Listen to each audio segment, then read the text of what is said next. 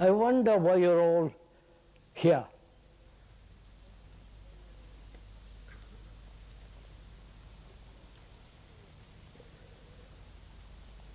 I think we ought to consider that this is not an entertainment. This is not something you go to a Sunday morning or Saturday afternoon to be entertained, to be stimulated, to be talked at. As we pointed out yesterday,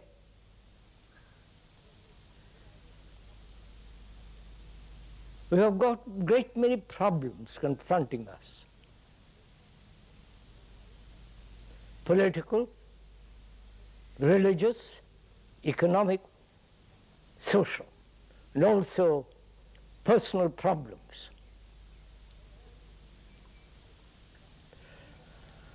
And few of us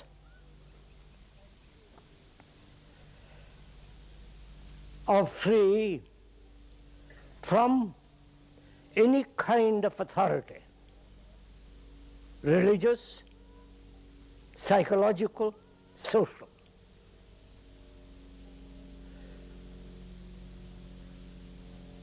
Apparently, we have become incapable of being responsible for ourselves.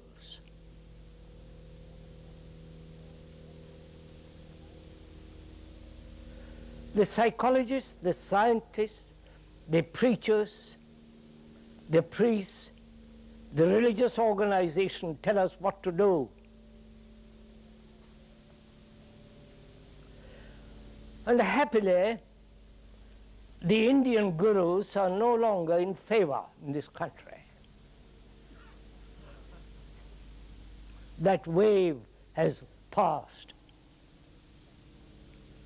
And there are people too eager to tell you what is enlightenment, how you should reach it, what to meditate, what to do, and so on, so on, so on. Here, we are doing nothing of that kind. And the speaker means it. Here, if you are serious, we are thinking together, which does not mean that you accept what the speaker says. It does not mean that you have your own particular point of view, your own particular experience, and hold on to it. Then thinking together becomes utterly impossible. It is absolutely necessary, seeing what the world is, utter confusion, terrorism, kidnapping, the totalitarian states with their image, how society should be run, and the other side with their image are also very clear on this matter. And so as you observe, without any prejudice, that the world is in a great crisis. The crisis must be answered. Human beings have created this crisis by their lives, by their beliefs, by their parochial attitudes, by their so-called individualistic freedom, which is no longer free but controlled. We have created this conflict in the world.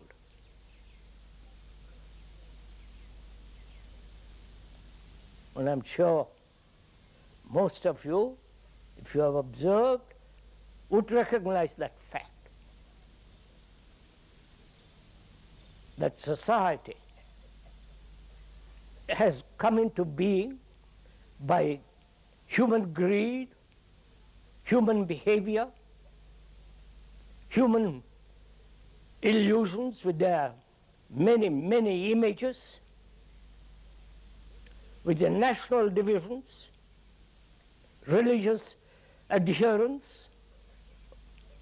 accepting some doctrines, beliefs, dogmas, rituals. And so there has been throughout the world a series of wars, conflicts, brutalities, cruelties, and so on. And as we said yesterday, there are very few people who say, let us really solve this problem of conflict between man and man, between human beings. There are many explanations for this conflict. Some historical, some factual, some imaginary, some based on their concepts, images, and so on. But when the speaker says observe, he is not analyzing. Please, let's be very clear on that point. Analysis, especially psychoanalysis, like communism, is an unfortunate incident in our life. All right?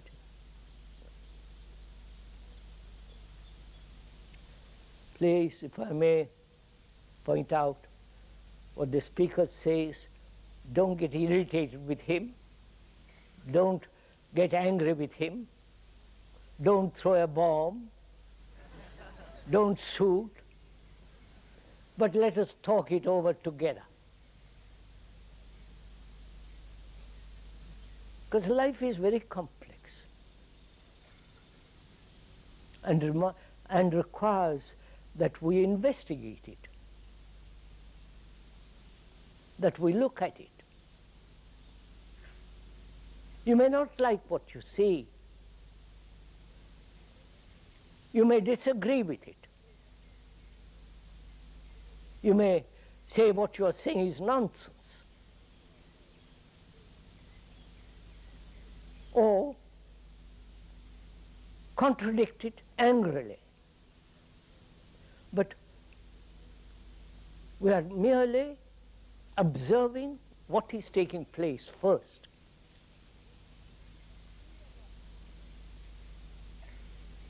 In that observation, analysis has no place whatsoever. We'll go into it. Please have patience. And if you are really serious, don't just attend one talk and say, I've understood it, or it's talking nonsense, walk away. You have to listen to the whole, you have to read the whole book. You have to, as the commercial people say, you have to buy the package. Not just one part of it, which may suit you, which may be pleasant, but you have to buy. Unfortunate word, you have to buy, if I may use it, the whole thing. So please, if you are serious, attend all the talks and go to the very end of it. This is not an invitation to have more people. Just a person who is serious has to listen to the whole story, read the whole book, and then see if it is right, true, false, or illusory. But just reading the first page and say it's all nonsense, or the first chapter, which may not please you, and throw the book away. The book is your life. Very, very complex life. And you have to have the patience, integrity, observation, and the responsibility of reading this book which is yourself, so completely, so thoroughly, so as a whole, so that we can go beyond the book which is yourself. So as we were saying, the world is in conflict. The world, which is the economic, social, religious, political, social, is created by all human beings, whether in this country or in Europe or in India and so on. We are responsible for it. And few people, the intellectuals, the psychologists, the psychobiologists, the scientists, have said, let us solve this problem of human conflict.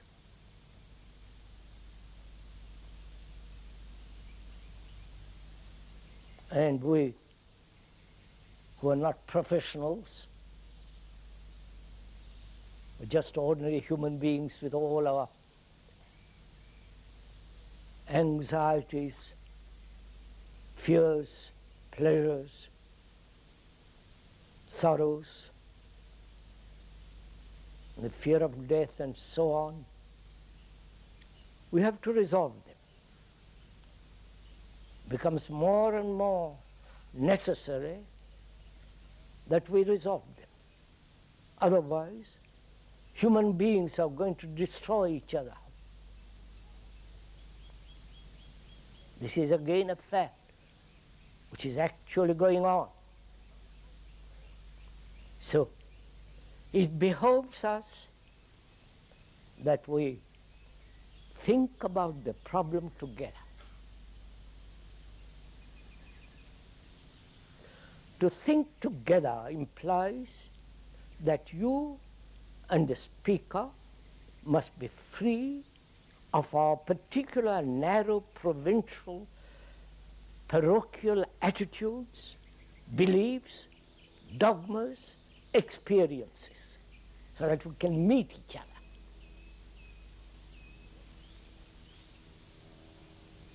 So what is the problem? As we asked yesterday, we are asking it again today. What is the problem? The problem is essentially a crisis in our consciousness, crisis in our mind, in our brain, in our heart. That is the heart of the matter.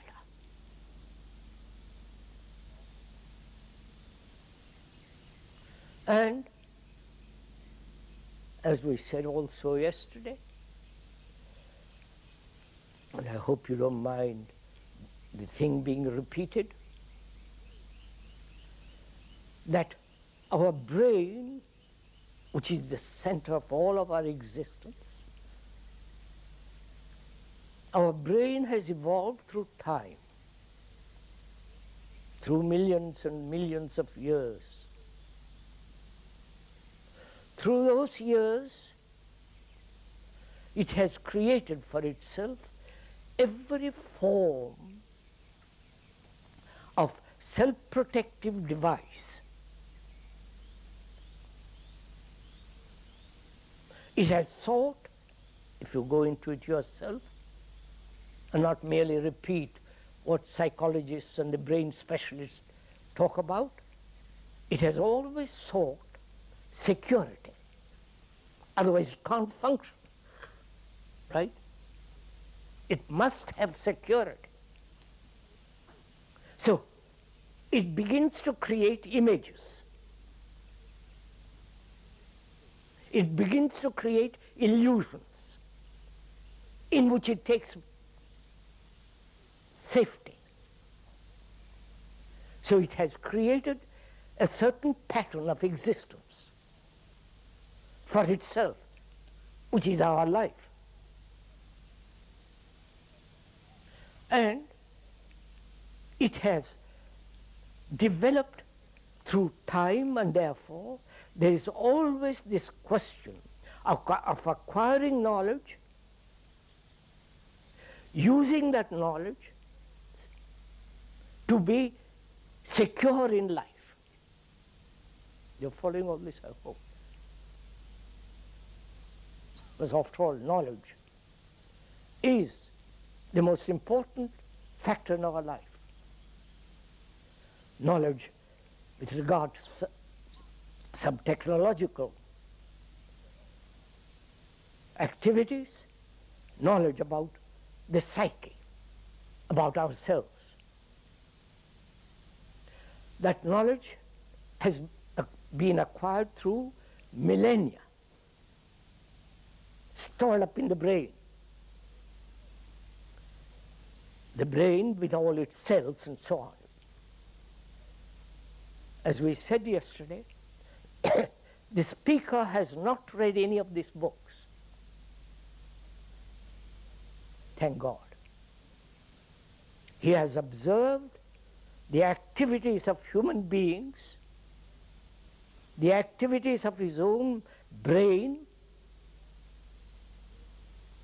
which is through observing reactions, pleasurable, painful, sensitive, and so on, so on. So it is a direct perception, not acquired second hand. And this is important in our communication with each other. So this brain has acquired tremendous knowledge, so has to be completely secure. Whether that knowledge is illusory, actual, fanciful, imaginary, pleasurable, and so on. It has created a pattern of existence for itself so that it can never be harmed, wounded, both physically as well as psychologically. This is important to understand, because we live with images. Our religions are nothing but images created by the mind, by thought, and that which has been created as a holy image, you then begin to worship it. But it is essentially the desire, the necessity for it to be secure, to be safe, to be protected. But knowledge is always accompanied by ignorance, right? Because knowledge can never be complete. Please see the importance of this. Knowledge can never be complete. You may acquire great information about the world, about matter, about heavens, not spiritual heavens, I don't mean that. Heavens, the skies, the universe, But whatever knowledge science has acquired and transmitted through generations, it is still within the area of ignorance, within the area of shadow, of the shadow which is non-knowledge. So see what we have done, how the brain has tricked itself into security in knowledge and holding on to that knowledge, and yet it has never discovered for itself that knowledge can never be complete, and therefore whatever action that takes place from that knowledge must be incomplete. I hope you're following this. Please, we are not intellectual. Intellect has its place. The capacity of the intellect is to observe, distinguish, discern, but it is still, if that intellect becomes the whole of life, as it is now becoming, covering the whole field of life, that is a part, which is the intellect is a part of the whole human existence. But when a part takes supreme importance, then inevitably all action must be fragmented, incomplete, and therefore conflict. I hope you're following all this. Right, may I go on? No, I can go on, but as we said, we are thinking together.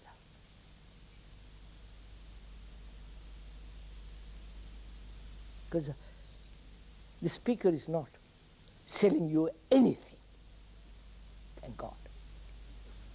He's not asking you to follow him, all that tummy rot.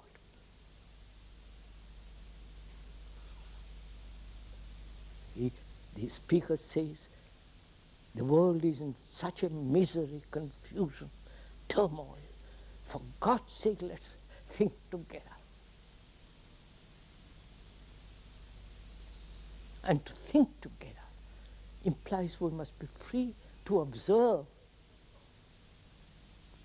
Not I observe and tell you, or you observe and say, no, you don't see properly, but together observe. Right? As we said, observation, analysis has no place in observation. Analysis is the discovery of the cause and the effect. Right? It's all right, sir. It's all right. The bird. Perhaps it likes us.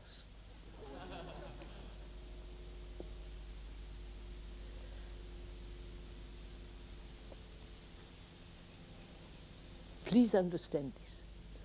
I'm going to it carefully because observation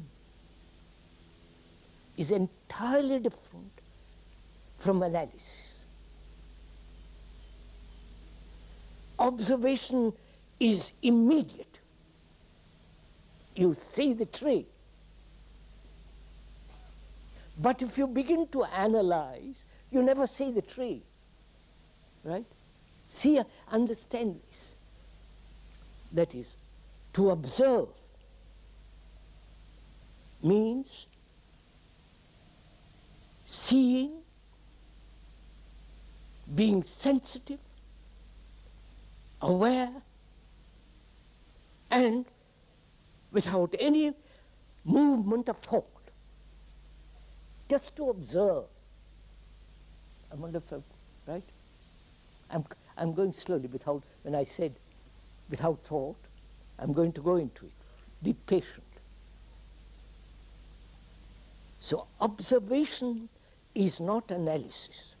Analysis implies the analyzer who is analyzing something outside of himself.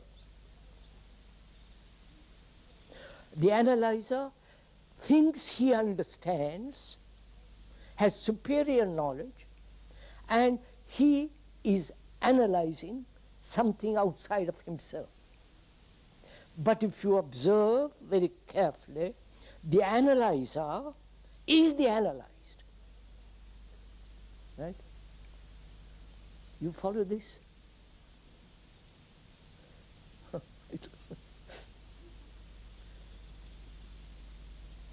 If you see that, not as an idea, but as a fact, you understand? Like, anger is not different from you. You are anger.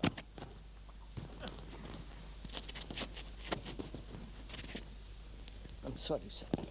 I said I will be careful. Push it right down, sir.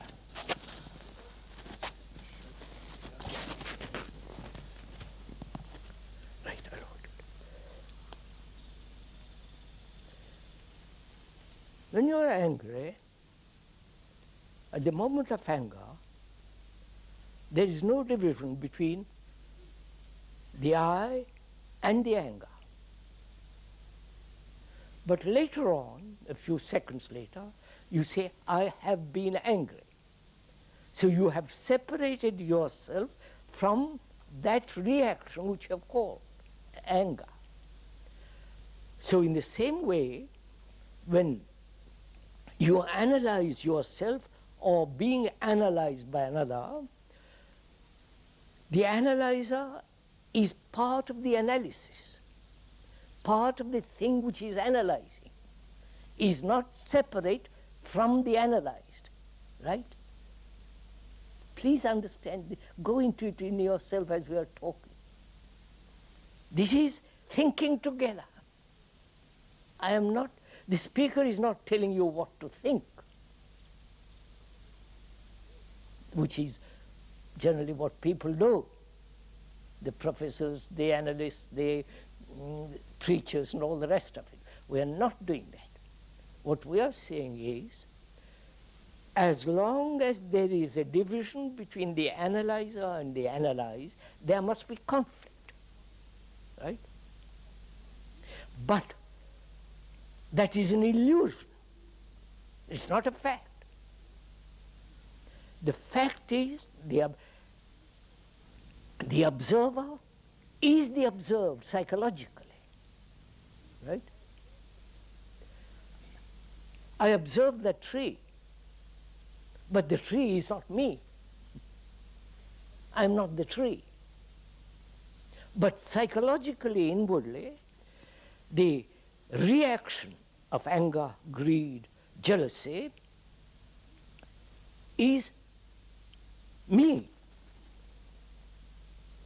I am not separate from that. But we have separated it in order to do something about it. Is that compris? I mean, you understand? I feel violence and I create the idea of non-violence and I will do something about the violence. But the fact is, I am violence. I am not different from the fact. Then a totally different movement takes place. You understand? I wonder if you understand that. We are now thinking together to eliminate conflict. You understand? As long as there is a division between the observer, psychologically the analyzer, and the analyzed, there must be conflict. As long as there are divisions between people, there must be conflict. Religious, economic, social, political.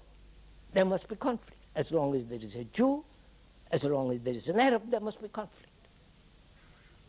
So, wherever there is division psychologically, there must be conflict. That's a law.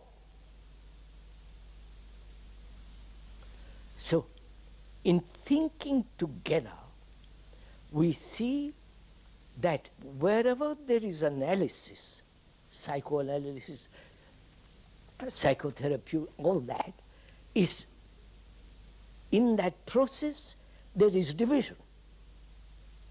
And it must breed conflict.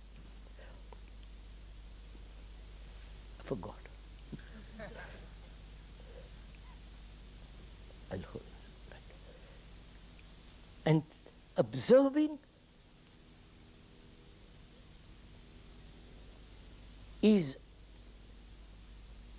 the total denial of analysis. I wonder if you understand this.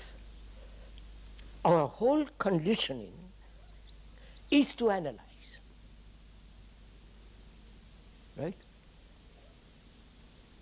Our education, our everything is either do, don't do, this is right, this is wrong, this should be, this should not be, and so on, so on, so on. And recently, in the last 100 years, psychoanalytical process has come into being, like communism, which are both unfortunate things to happen. Because really, if you observe, both are the same. I won't go into it now, it's too long. They have analyzed history and come to some conclusion. You follow? Historical conclusion. According to that, they have built a pattern. The theorists, with their image, with their an analyzed state, and created totalitarianism. And the psychologists, with their analysis and so on, have created the same pattern in a different field. You don't see it doesn't matter. So what we are saying is, together, observe. Now, observe the conflict, right? So, what is the conflict?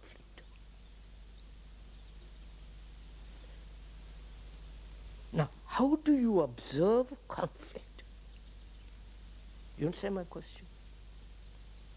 You, as a human being, if you will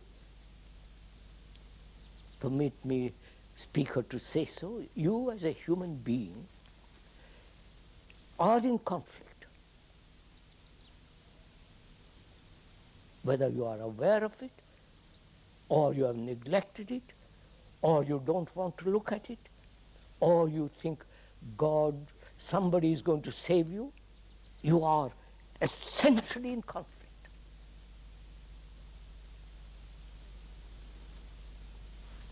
And, as we said yesterday, how do you approach this problem? You understand? How do you look at the problem?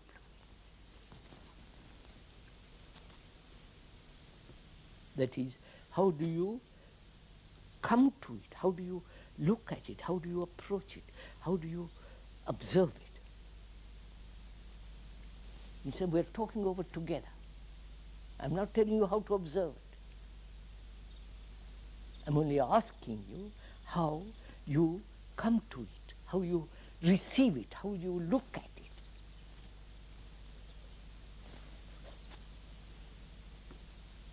If you observe or aware, or you are aware of this conflict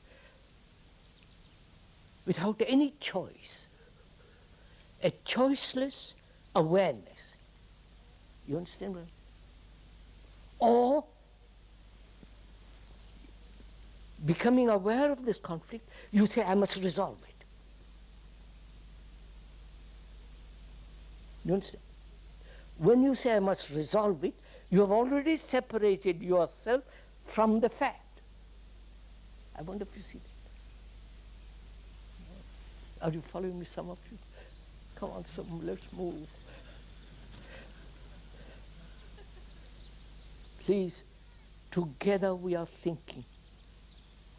Together alone we can resolve this problem. Nobody else in the world can. So, your approach to the problem matters enormously.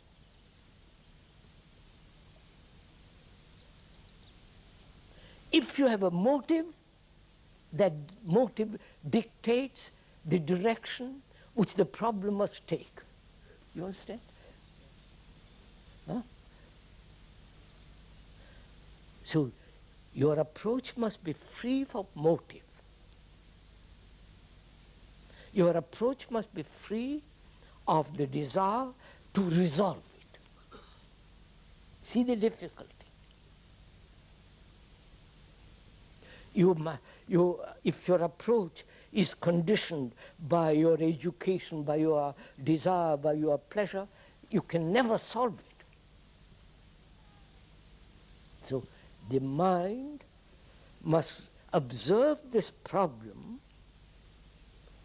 free from all its motives, desires, and trying to resolve it. Because you are the problem, right? Have you understood? You are the problem, not conflict is the problem.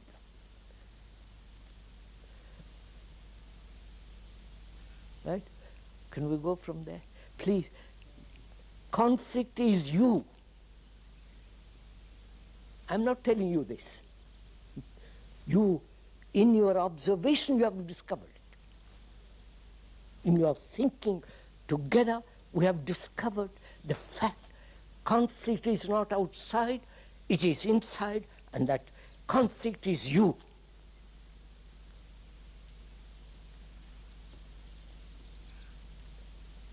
You may say, I am God, or somebody is going to save me. You know, we have played this kind of trick for millennia. You understand? God's sake, let's grow up.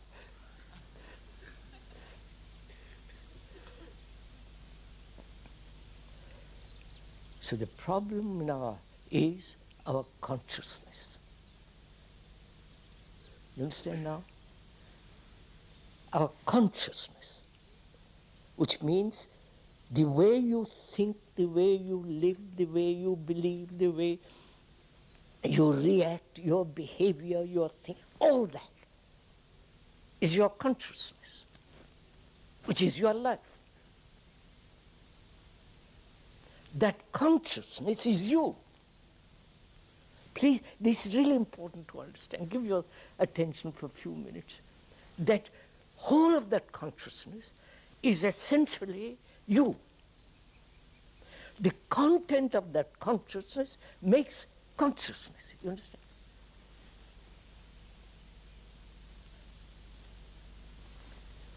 The content of consciousness of a Protestant is what he believes, his rituals, his images of religion, Jesus, you know, all that. And his nationalistic, his particular attitudes, opinions, his relationship with another, his hurts, his anxiety, his sorrow, his, right? And the Catholic with his content of his consciousness, and the Hindu with his, and the Buddhists and so on, the Arabs and the, you follow all this? That consciousness is put together by its content.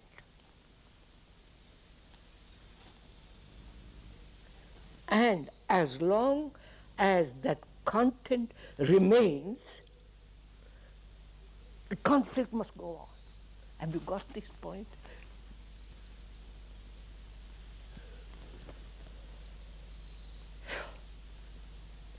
This content has been put together through time. It isn't one day's acquirement. Our brain is the result of time, evolution. Our brain is not your brain and my brain, but the brain of mankind. This is difficult for you to see and even recognize, because we have been so conditioned that it's my brain. You understand? And it's your brain. But if you observe,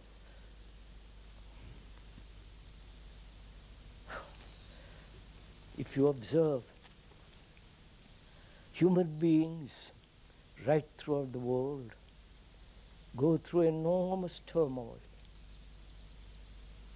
poverty, anxiety, insecurity, confusion, psychologically wounded, fear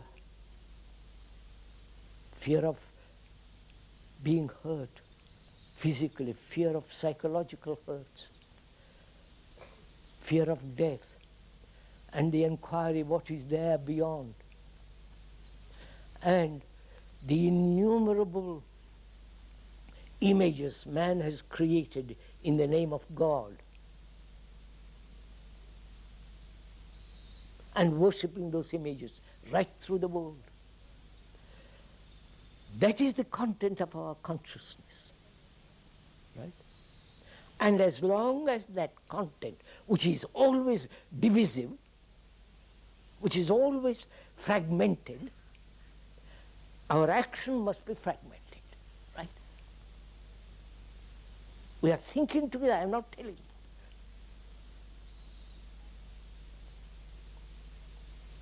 So how, the problem then is it possible for that for the content of that consciousness to be dissolved? You understand? Go into a little bit. That is, one of the contents of that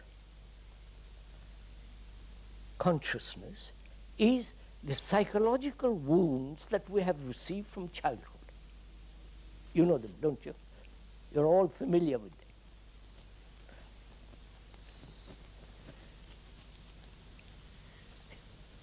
That's probably one of the major conflicts, major factor in our consciousness. We'll go into that completely together, so that together we dissolve it immediately. You understand? It's not analysis, but pure observation. Analysis implies a concept from which you are working. You understand? Right, sir? In observation, there is no concept. So we are thinking together. Human beings, from the very beginning of time, have been hurt inwardly by a casual remark, by a look, by a word, by being sarcastic, by denying what you hold dear, what you consider the most important thing in your life, and somebody comes and treads on it, you feel terribly wounded, right? And we are asking, the consequences of that wound is to resist, build a wall around yourself, which is to isolate yourself. Observe all this, please, observe. We are not analyzing, we're just observing the story of, reading the story of the hurt. Really, which is not analyzing, you understand? I wonder if you come on, right? You resist. Fear enters into it, not to be hurt more. So gradually, that hurt has helped you to isolate yourself, right? See the fact The consequences of that isolation is more fear, more anxiety, and so on, so on, so on. The consequences. So, the fact is that you're hurt. And what is hurt? You understand my next question? What is the thing that is hurt?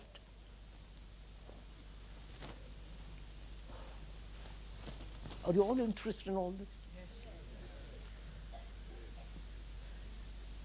It's your life anyhow. If you're not interested, I'm sorry for you.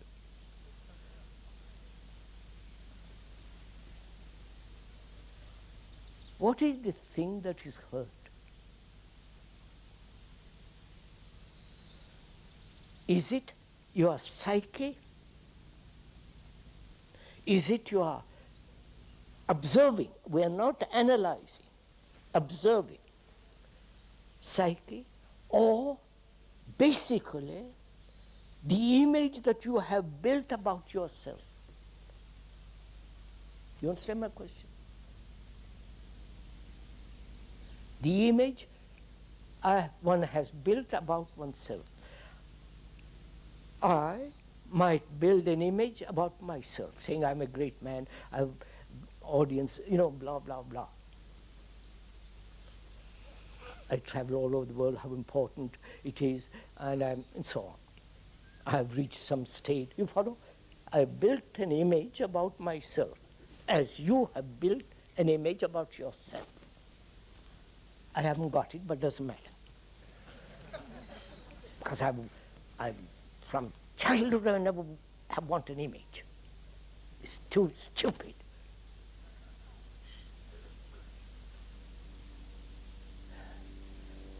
So, having created an image about oneself, a noble, ignoble, or inferior, or superior, whatever it is, ugly, beautiful, with fanciful decoration, and romantic, sentimental, the image that each one has, that gets hurt, right?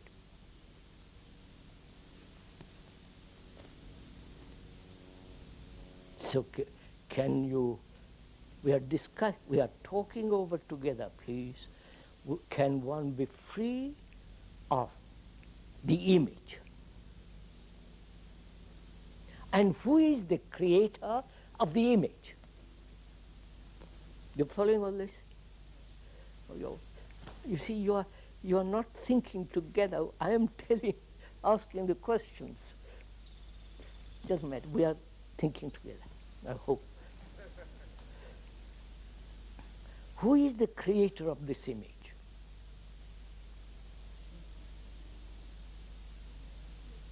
Because in that image there's safety. You understand? There's security. There is what you would call identification.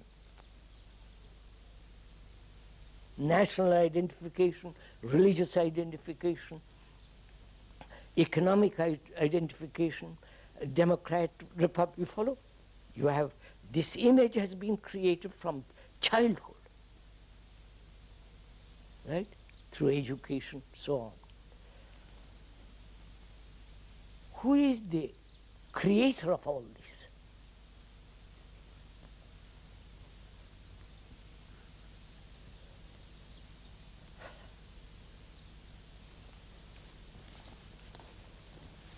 As we said,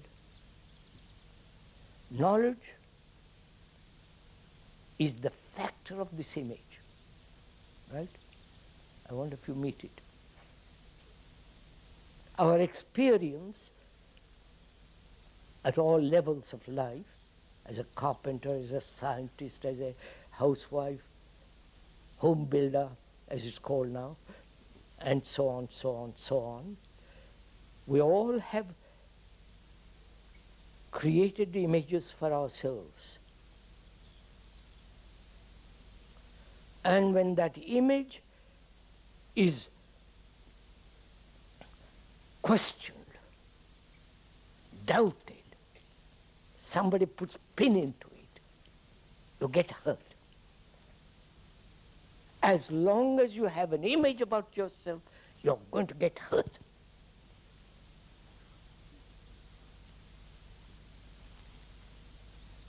Like a man who says, I've achieved enlightenment, you follow? And he's talking about environment, preaching about environment. Such a man knows nothing about environment, about enlightenment. It's just his concept, you follow? So, is it possible then to live a life, daily life, without this image? And who creates this image? It is the result of knowledge, obviously. Knowledge that you have, the mind, the brain has acquired through centuries. And that knowledge has been translated as the image, and that image predominates. But that image is always living within the field of ignorance. I want you to see that. Because knowledge can never be complete. Right? So, whatever knowledge psychologically one has acquired, it is surrounded by the shadow of ignorance. Right? So the problem is, are you interested in all this? So the problem is it possible to be free of psychological knowledge and yet not identify the technological knowledge psychologically? You understand? I wonder if you see.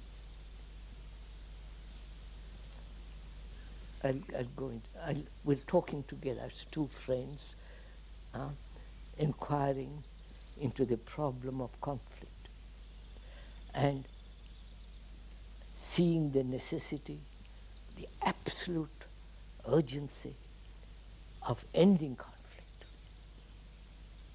Because if we don't end it, you and I, the speaker, are going to destroy the world, which we are doing now.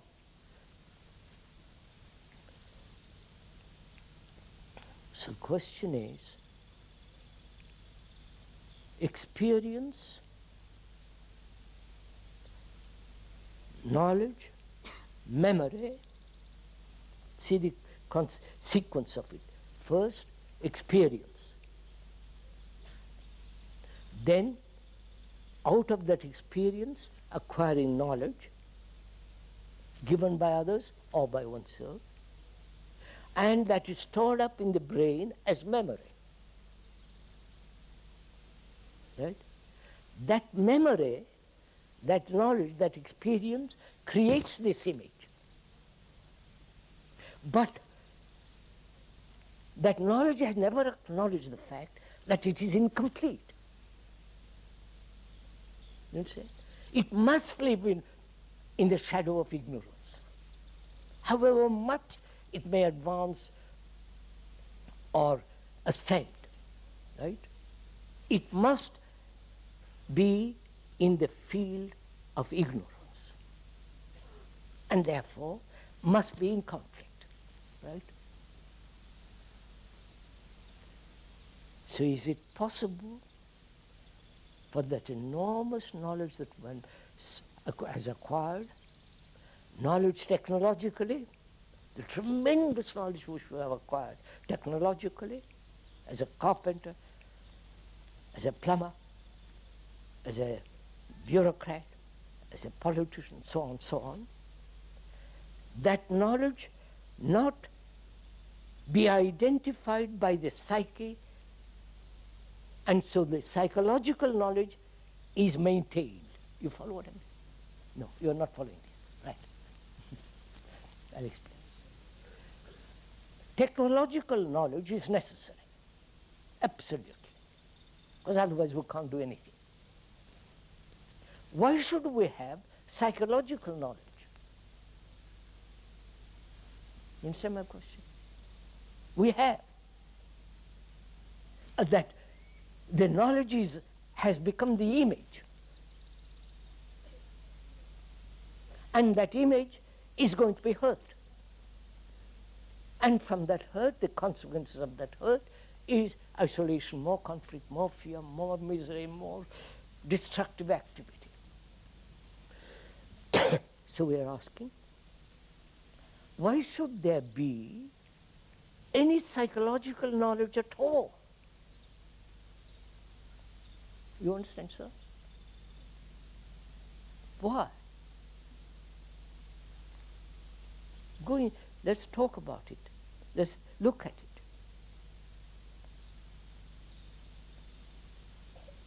Is it the fear? Please listen. Is it the fear of not being anything?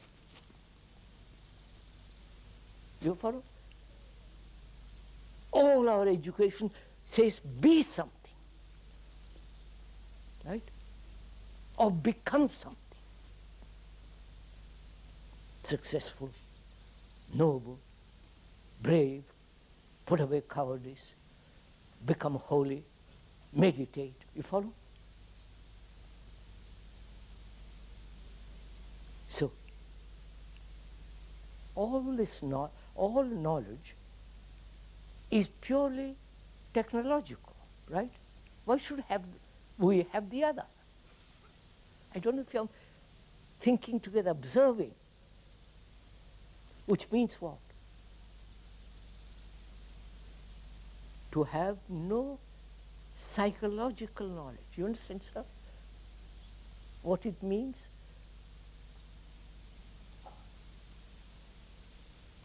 And is one, in that observation, discovering the utter emptiness of life. You understand? Utter meaningless of life, and so deeply feeling that, create the image and hold on to that image. You're following all this? Is it that? That because if you have no image, you're nothing. Which means not a thing. You understand? Nothing means not a thing. That is, not a thing. Thing is created by the thought, by the mind. I wonder if you follow this. No, this is too much. So, is that why we acknowledge being hurt and hold on to it? Because that is something that we have, some precious thing that we hold on to. As your belief in some religious dogma, image and so on, you hold on to that. Because without that, what are you?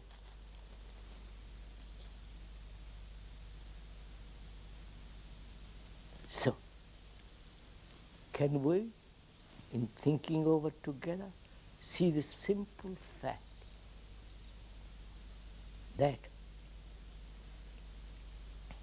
our life as it is utterly meaningless, right? You're unwilling to face it. Utterly meaningless, and so deeply meaningless, so you create all the images, the beliefs, the dogmas, the rituals, the popes, the gurus, and you're going to get hurt. And a man who sees this, observes it, immediately is free of it. Right? I wonder if you see. You're free of image. So, next question is, who is the creator of all this mischief?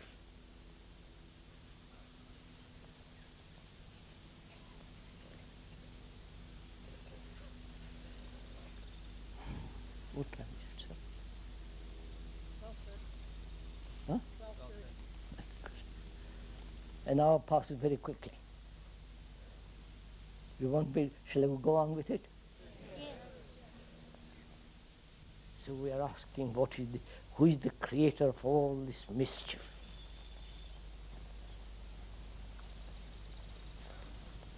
So we must go into it very carefully.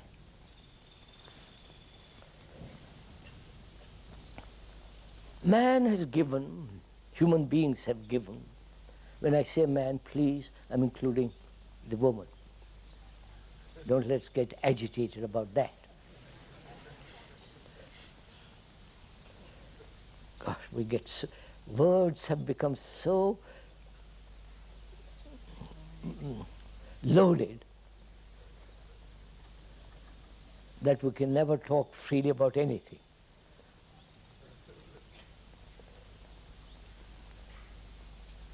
Human beings have given tremendous importance throughout the ages to thought. Right? Thought has created the wars. Thought has created the content of the churches and the architecture. Thought has created the society, right? Thought has created the whole complex technological world. Thought has created the division between the Arab and the Jew, between the American and the English, the German, the Italian, the Hindu, the Buddhist, Thought has created this.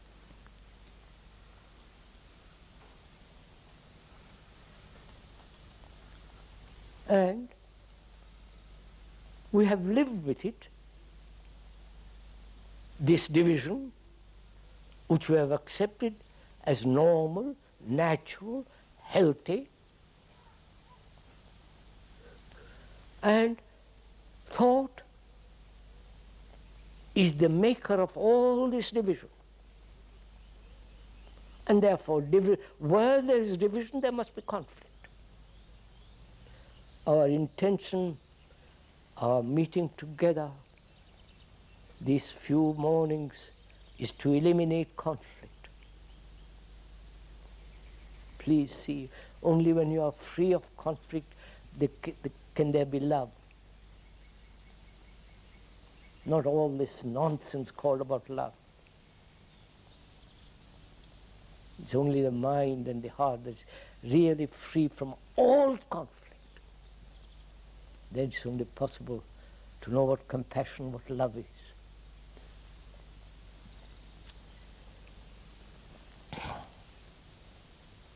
I think we better stop, shan't we? I know we want to go on. We'll do it next Saturday or tomorrow, or after tomorrow in questioning. So this is a very complex problem, which is the whole movement of thought. I'll go into briefly and we'll go on another time. Once you observe that thought has been responsible for this division, for the religious images, attributing to it all kinds of virtue and so on, right through the world. When the speaker goes to India, as he does every year, he says, you are the most superstitious people on earth. And when he comes here, he also sees exactly the same thing. The image worship, the preachers, the guru, you follow? So thought has built the world, both technologically, psychologically, and the world of mischief, turmoil, anxiety, fear, follow, thought has been responsible. So we have to inquire, what is thinking? What is the nature of thinking?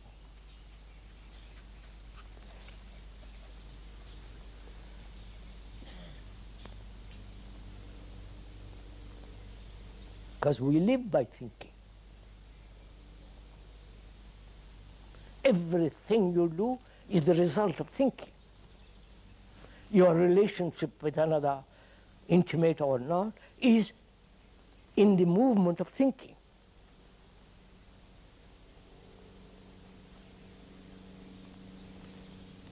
And if we do not understand the nature and the structure of thinking, we'll keep repeating the patterns of conflict, changing one pattern to another, hoping that pattern will solve the conflict. But these patterns, whether communist, capitalist, democratic, etc., etc., etc., are created by thought.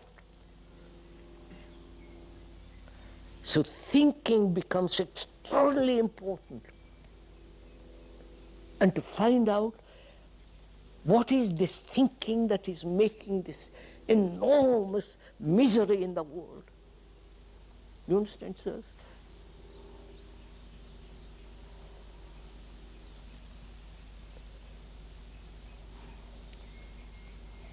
You must think,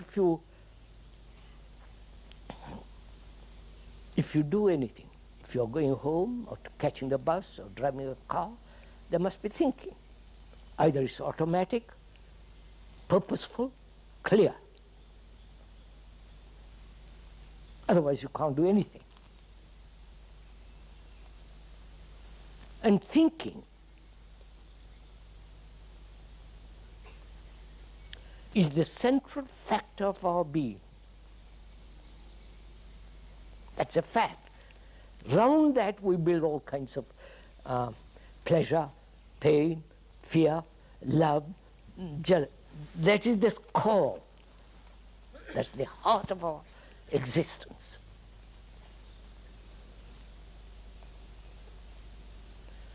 And what is thinking?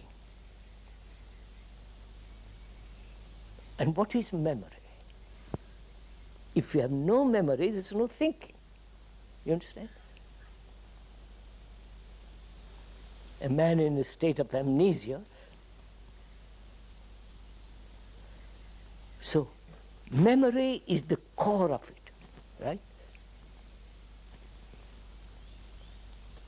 Memory of your wife, or your husband, or your girlfriend, or whatever it is. You have memory. That memory is put together through experience, right? Which becomes the knowledge. So your brain, the brain, which is not yours or mine, it's brain of human beings, which is a marvelous thing if you see the fact. It's not your petty little brain, but the brain that has been cultivated, grown, evolved, lived, suffered, pleasure, pain. That brain is our common factor. In that brain are the many cells which hold memory, like a computer. That memory is the result of experience, knowledge.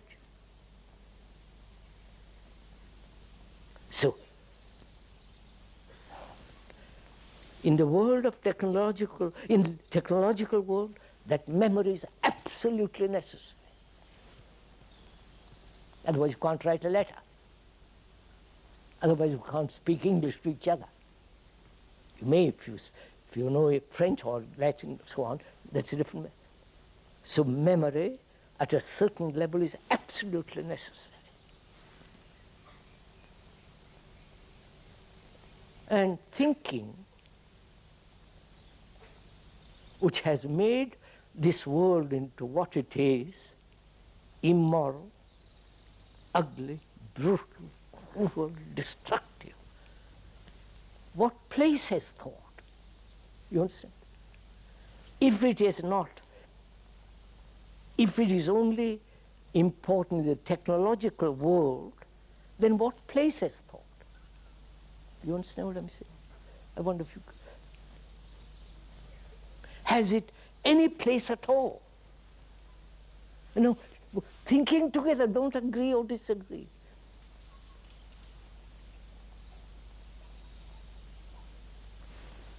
Look, sir, I must stop. We'll go on. I'll just stop a minute. Are you also working with me together? Aren't you tired?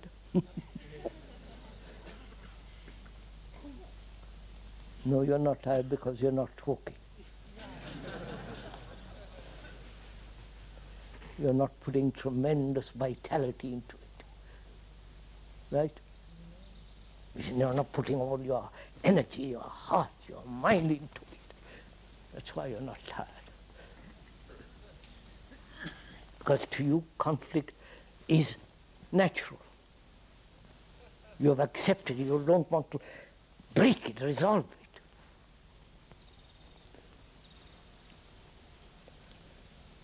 So if you don't mind, we'll continue tomorrow.